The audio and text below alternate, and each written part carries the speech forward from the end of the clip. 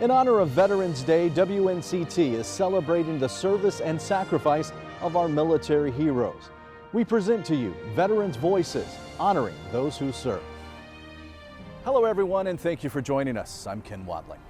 It would be hard enough writing one biography. Imagine trying to write 400,000 of them. A history buff is trying to do just that. Jeremy Hubbard shows us how he hopes to give a voice to every U.S. service member killed in World War II. We see a field of heroes who served their country, but Don Milne, when you look at his date of death, it says June 5th, 1943. Right here he sees thousands of stories desperate to be told, and he wants to tell as many of them as possible. His location on the ship, he probably was killed by the torpedo. Milne lives in Utah, but visited Denver's Fort Logan National Cemetery as part of his new project, Stories Behind the Stars. His goal is to compile short histories of each of the 400,000 plus American service members killed in that war. I got into this because I started just as a hobby because my kids are older and I have some free time.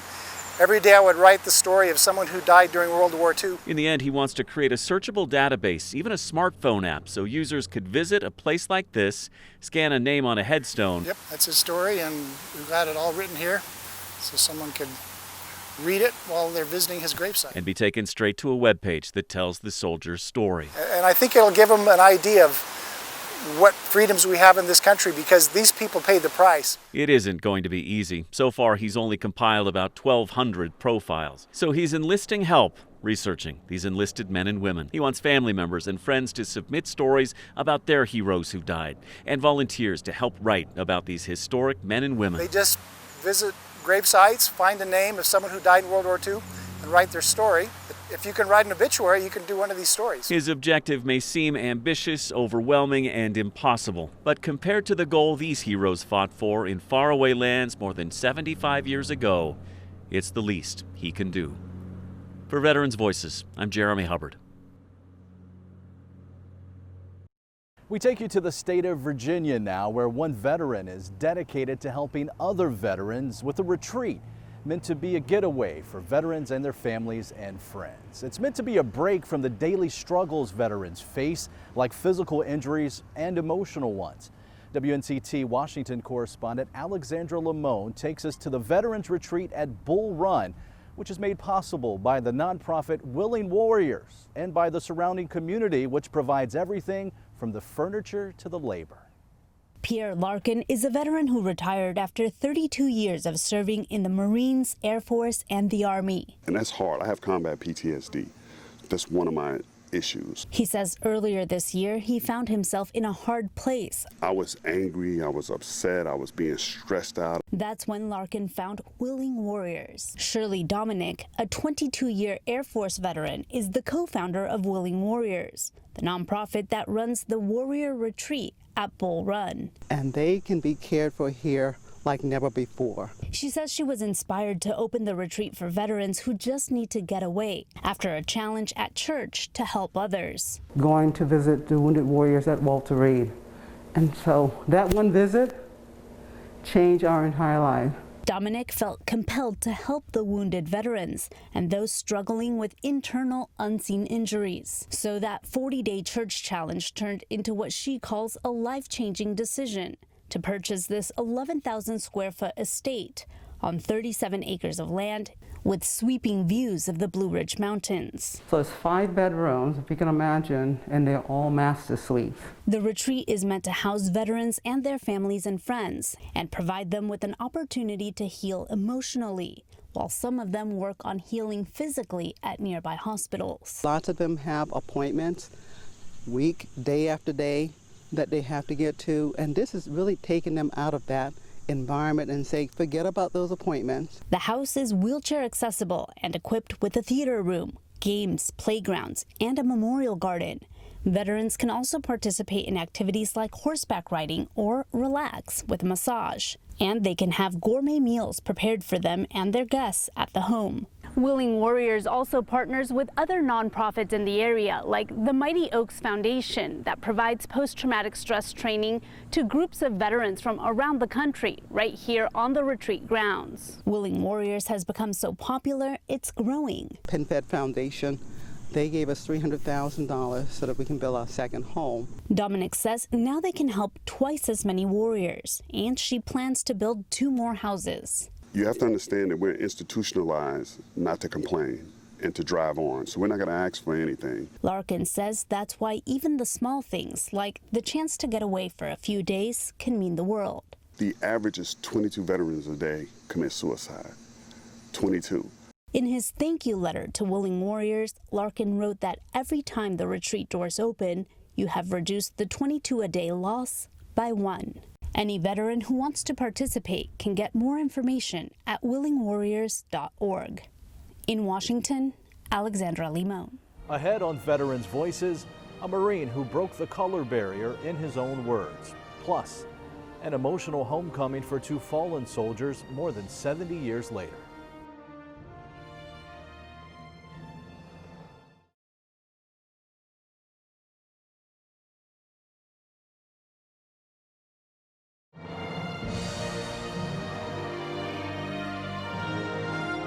Welcome back to Veterans Voices.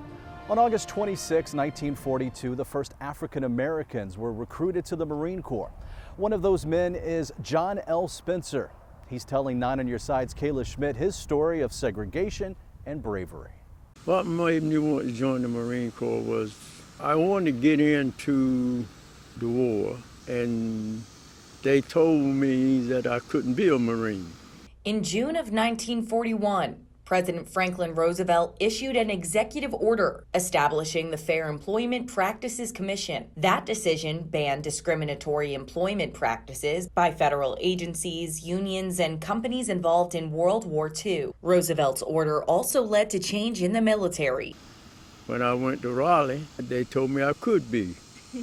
So that's what I wanted. I wanted the Marine Corps, and that's what I got. On August 26, 1942, the first African American recruits entered the United States Marine Corps. Their training site was Montford Point, a corner of land jutting out into the New River near Camp Lejeune. The black men arriving here were in the service, but things were far from equal. Those Marines came right here to Camp Montford Point in North Carolina. They were trained in segregation from their counterparts, the Caucasian Marines. Smiley is the director of the National Museum of the Montford Point Marines. She says at the time, black Marines' only duties in battle were carrying ammunition to their white counterparts and operating anti-aircraft guns. It wasn't how black Marines wanted to serve their country, but they carried on. Time goes on. They don't wait for anybody. And being like it was, it had to either go forward or go backward. So, our case, it went forward. John L. Spencer was one of the Montford Point Marines who paved the way for future generations of the black troops in the Corps. To perseverance, we made it over. Their first taste of battle came in 1945. 2,000 recruits from Montford Point were among the 20,000-strong Marine force involved in the invasion of Okinawa. That's where black Marines first joined white Marines on the combat line, pressing the fight against the Japanese. It means that you overcome the stigma that you wasn't good as anybody else, that you couldn't fight. It showed that you had just as much ambition and you were just as much mean enough to fight as they were. On July 26, 1948, President Harry S. Truman issued an executive order establishing equality of treatment and opportunity in the U.S. military regardless of race. The country was in trouble, and it took every one of us together to get it out of trouble. The Navy Department decommissioned the Montford Point segregated camp in September of 1949. It is such a wonderful thing that they did because people like me, a young black girl from Mobile, Alabama, could come behind them and stand on their shoulders. Spencer has a simpler view. He was doing his duty. It made me feel good to have survived that. For Veterans Voices, I'm Kayla Schmidt. The Montford Point segregated camp was decommissioned in September 1949. As for Spencer, he says he would not change a thing about his journey. He says it made him the man he is today. To the state of Indiana now, where 2 families finally have the peace of knowing what happened to their Hoosier heroes. Both died more than 70 years ago. Darius Johnson shows us the modern day mission that recently reunited these families with their fallen soldiers. It's just amazing. Emotions are running very high right now. Almost a lifetime of waiting for an Indiana family. Now they're getting to welcome their honorable fallen Marine home. We're very fortunate that this happened to be able to bring him back home and positively identify him as our family. Marine Corps Private First Class Louis Wiesihan died 77 years ago during World War II. And he fought in Tarawa, and he passed away. They never got his body back. The Richmond, Indiana native lost his life on the second day of battle, November 21st, 1943. In 2014, an organization dedicated to recovering American service members located a cemetery with the remains of 27 people killed in Tarawa. Lewis was one of them. I remember driving in my truck, and I told my fiance, I'm like, hey, they found Lewis.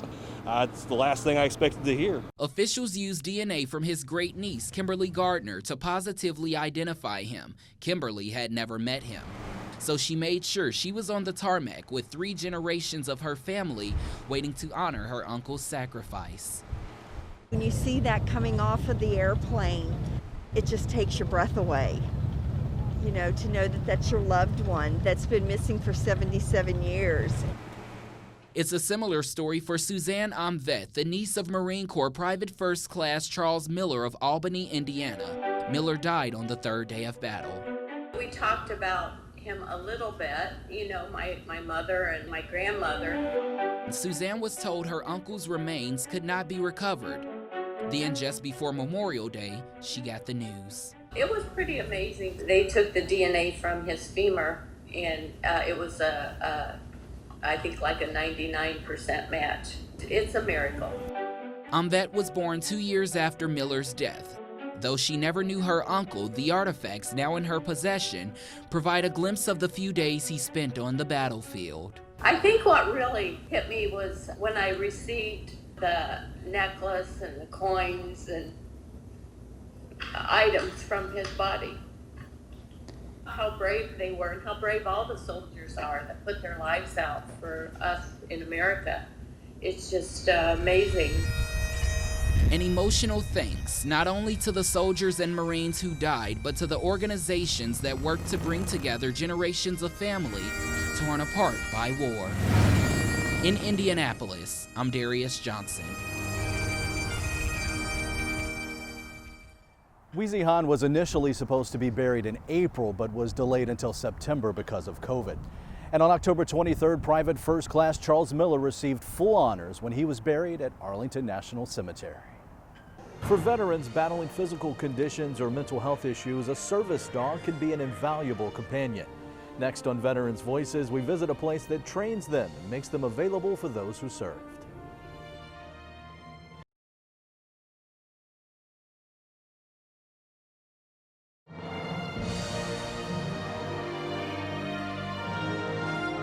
Welcome back to Veterans Voices. You often hear the phrase, dogs are a man's best friend, but for some military veterans, that's quite an understatement. Service members who've been in war and combat zones often come home facing some critical challenges. Many suffer from the paralyzing effects of post-traumatic stress disorder, and service dogs have proven to be a beloved companion on their road to recovery. Constance Jones introduces us to one group in Charlottesville, Virginia, helping to change lives one canine at a time. Dottie, watch me. Okay, let's go. This is Dottie. She is 19 months old and she is a black lab.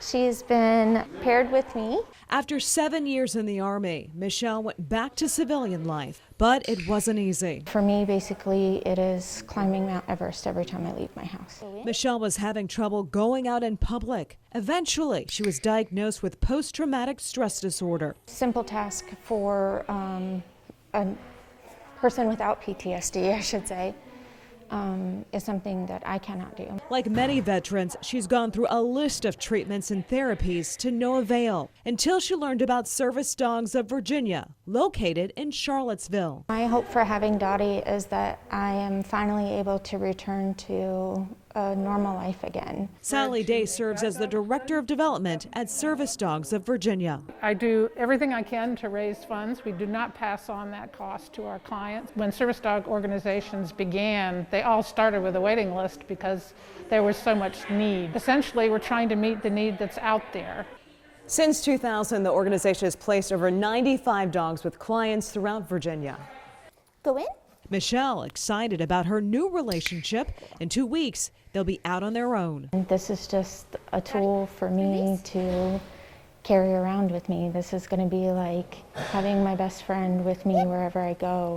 For Veterans Voices, I'm Constance Jones.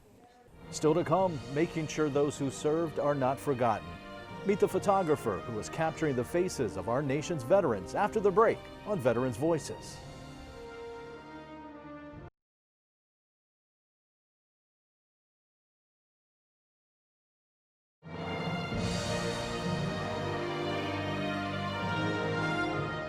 Not I, but we. Words to live by for one World War II veteran, reflecting on how he survived the conflict some 80 years later. Retired Army Major Anthony Grant recently celebrated his 100th birthday, and he shared some of his experiences and success with Don Roberts in Hampton, Virginia. I am doing good. It's a wonderful afternoon. That positive attitude and a sharp memory have been hallmarks of Mr. Anthony Grant of Hampton.